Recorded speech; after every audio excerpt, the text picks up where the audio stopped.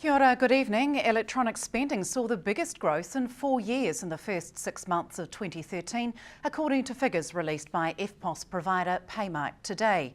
Paymark says spending through its network increased 4.3% in the first 6 months of 2013 compared to the first half of 2012. This exceeds the annual average growth rate in the first 6 months of the previous 4 years. However, while some sectors saw strong growth, others recorded declines. In the regions, most experienced a higher or similar growth rate in the first half of 2013 compared with 2012. Southland was among exception areas, seeing smaller growth of 2%. A survey of tenants and ratepayers in Invercargill's inner city shows most are aware of and support the proposed redevelopment of the city centre. That's according to the city's centre occupier and ratepayer survey undertaken by council to look at people's views on promotion and events, business attraction and the relationship with council and vibrant Invercargill. 28% of respondents said they thought council should be responsible for promotion and events in the CBD, followed by vibrant at 23% and Venture Southland at 18%. Council also had the most votes in who respondents thought should be responsible for promoting the city centre to businesses and investors. 2/3 of the respondents said they supported councils collecting $80,000 a year to fund Vibrant Invercargill. 55% said they would not support increasing the rate paid to Vibrant.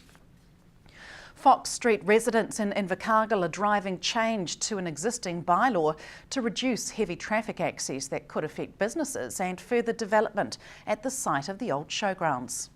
Fox Street residents are tired of the rumble of trucks. Recently, a heavy traffic bypass down Fox Street exacerbated the problem, according to resident Craig Iverson. Once there were some repairs being done on Victoria Ave, it just became just constant, like a nightmare. It really was hard for the kids to get sleep, and you just never knew how much traffic you were going to get, but it was always a lot.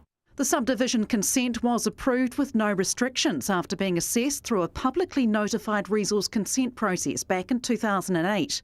I believe that this all happened before I arrived, but talking to the residents, they're a bit vague about the process, how thorough that was.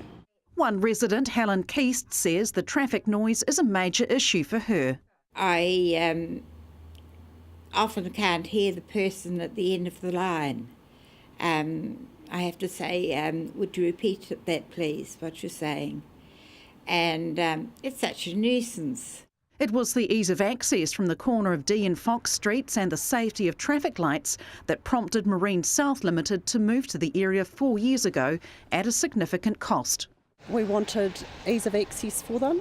We knew the lights were going to be coming in on D Street, and for a lady towing a boat into town or even a gentleman without crossing the main North Road, it was safety. A lot of it was safety and visibility for us. She says any access changes from Fox Street will be detrimental to their business. Meanwhile, AJ Autos also moved in 4 years ago and say the whole idea was that heavy traffic would make use of Fox Street. Another bonus of that was to take it away from the McDonald's corner, Victoria Avenue corner. Big bonus, big plus there for the city, as well as just keeping it down here. Then it keeps the heavy traffic, the traffic flow down through business development. That was the whole idea even then, and I'm pretty sure people were aware of it at that stage. Invercargill City Council is considering a range of options, and those we spoke to also had suggestions. Maybe there's a compromise. Instead of Cunningham getting exactly what he wants and stuff the locals, how about any vehicles servicing that industrial area are allowed? Anybody else, like the logging trucks, could go down Victoria Ave. It would seem like a sensible outcome. The bridge over the Hopai, bring it down Bay Road and get it coming straight through. Whatever is decided, the future of the business park could be in jeopardy if Fox Street access is halted. Submissions were heard at Invercargill City Council today. Margot Sutherland, South Today News.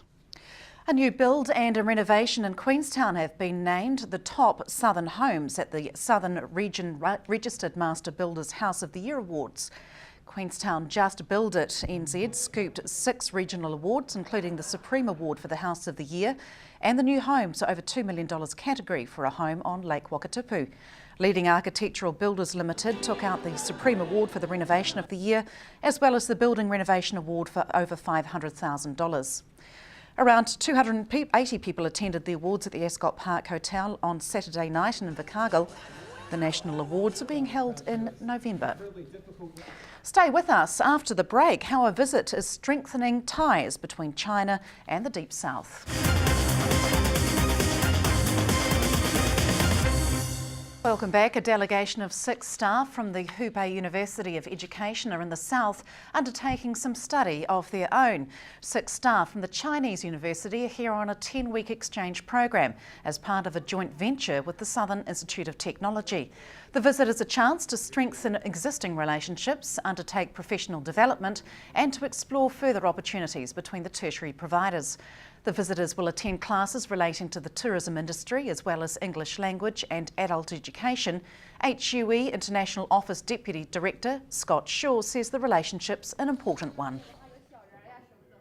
China is a developing country, so it's urgent for us to learn some good things from countries like your country. So the joint program is of very great importance to our school, but and at the same time it's also very important to schools like SIT.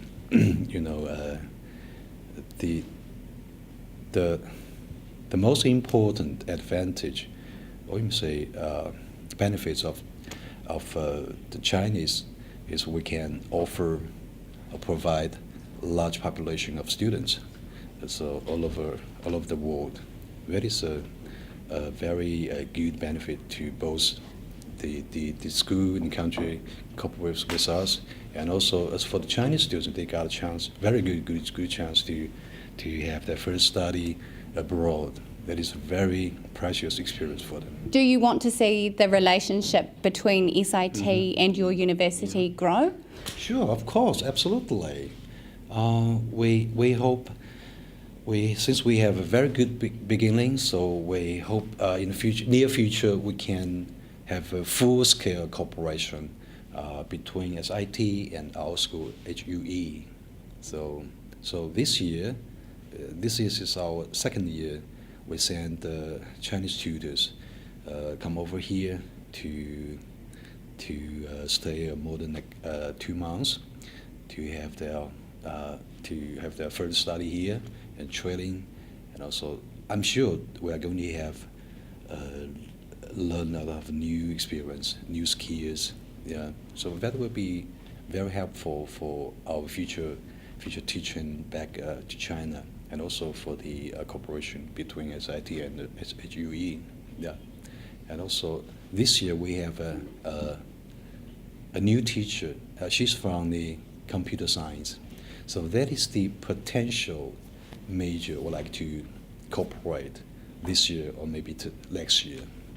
When the cargo ship Rena ran aground off the coast of Tauranga in 2011, the oil spill caused what's widely considered one of New Zealand's worst marine environmental disasters. Olivia Taylor-Peebles spoke to Oiled Wildlife's Response Team Wildlife Manager Kerry Morgan about its effects on wildlife in the area and where the response effort is 2 years down the track. Our biggest challenges were actually, a lot of them were dealing with the ever-changing situation. One day something would happen, next day another situation would change, so we had to respond to those as it came. One of the other biggest challenges that we faced was dealing with the people. So we had lots of local people that wanted to help, and it was just making sure that all those people had jobs and giving them roles. Has there been any long-term harm to the wildlife around the area? Oh, there certainly will have been some long-term harm. We know that we lost over 2,000 birds at the time. Some of those populations are definitely going to have taken an impact. What's really difficult to know is the sort of longer-term impacts, and that's why we're doing those studies to look at is there long-term impacts on survival and breeding. But I mean, it's really difficult to know, the sort of the effects further down the food chain. Have there been any effects on fish supplies and things as well? So far the results that we've got looking at those two populations don't show a significant impact. What programs are there in place at the moment sort of to secure the long-term future of the wildlife? We've got a post-release monitoring project looking at the survival and breeding of the little blue penguins. We have a master's student who's been following them all last summer and we'll be following them again this coming summer. So looking at, we microchipped or put transponders in 250 penguins that we released, and we did another 250 penguins that were not rehabilitated. So that's our control population, and we're just comparing the survival of those birds that were rehabilitated and released and comparing them to the control population that weren't rehabilitated. And we're also looking at breeding as well as how many of those oiled penguins went on to breed and how successful was the breeding. So did their chicks fledge and were the chicks that fledged healthy? So that's going to be going on for at least 2 years following this bill. And the other project we've got is the New Zealand Dotterel long-term monitoring project. So that goes through till at least March 2014. So that's doing the same thing, so looking at breeding and survival of those birds. And the individuals that we captured have all got little leg bands on, so we can identify who's who and follow them over the time. Celebrating Thanksgiving while travelling American style was behind a car rally from Invercargill to Te Anau on Saturday. Almost 500 people in over 120 American cars travelled through a Tautau, Mossburn and Manapuri before descending on Te Anau, where local sporting clubs banded together, providing food for participants, raising over $5,000, and an extra tanker of fuel was delivered to meet petrol needs. Te Anau Events Coordinator Don McFarlane says the event provides a welcome boost to the local economy. The event's been running for 6 years and is an opportunity for American car enthusiasts to travel in convoy and showcase their vehicles. Stay with us. Coming up in sport, the Highlanders lift themselves off the bottom of the Super 15 table after downing the Hurricanes at the weekend. That's it from the news team. Good night.